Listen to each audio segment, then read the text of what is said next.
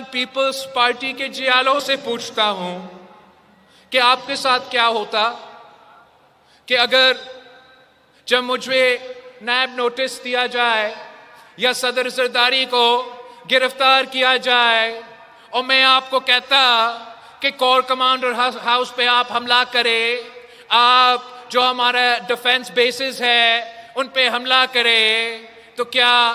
आपके साथ रवैया सख्त होता है या नहीं? हमें 9th जैसे हमले होते हैं या मुख्तलिफ इदारे को दिन ब दिन गाली देना होता है, ये सियासत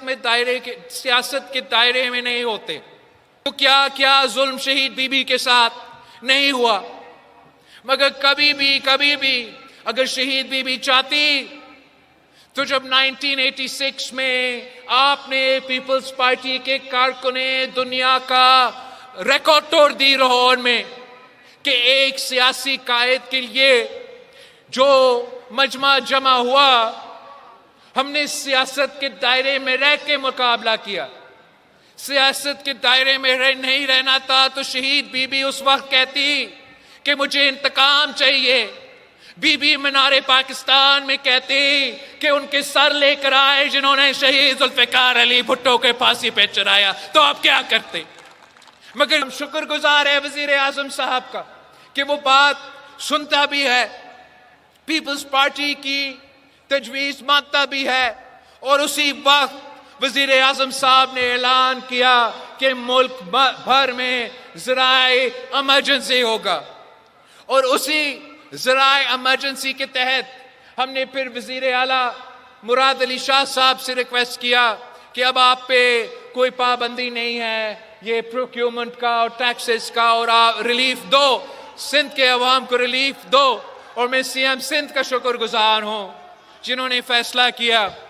कि 1 से लेके 25 एकड़ तक जो सिंध में हारी है, छोटे जमींदार है, उन्हें माली मदद दिया जाएगा ताकि जो इनके इनपुट्स के प्राइसेस बहुत महंगे हैं, मगर डीएपी के हद तक, यूरिया के हद तक सिंध हुकूमत वो माली मदद दे रही है। हम समझते हैं कि यही हुकूमत का जिम्मेदारी होता है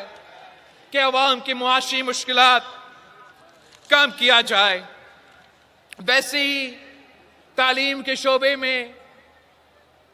हमने चाहा कि शहीद मोहतरमा बेनज़ीर भुट्टो ने, कायद अवाम शहीद जुल्फ़िकार अली भुट्टो ने, मैंने खुद ऑक्सफोर्ड जैसे आलमी इदारा से तालीम हासिल किया, तो हम चाहते हैं कि सिंध के गरीब अवाम भी को बलोचिस्तान के पसमानदा इलाके से क्यों ना हो, उनको भी ये मौका दिया जाए कि कायद अवाम और शहीद मोहतरमा बेनज़ीर भुट्टो के आलमी सतह के यूनिवर्सिटीज़ में तालीम हासिल करे। और मैं बलोचिस्तान हुकूमत का और सिंध हुकूमत का शुक्रगुजार हूँ जिन्होंने स्कॉलरशिप प्रोग्राम शुरू किया ताकि वो माली मदद कर सके, और जो बलोचिस्तान के अवाम हैं, जो सिंध के अवाम हैं, वो इतने बड़े बड़े इदारे में तालीम हासिल कर सके, मुआशी तौर पे उनको मदद किया जा सके। हम समझते हैं कि हमें सबको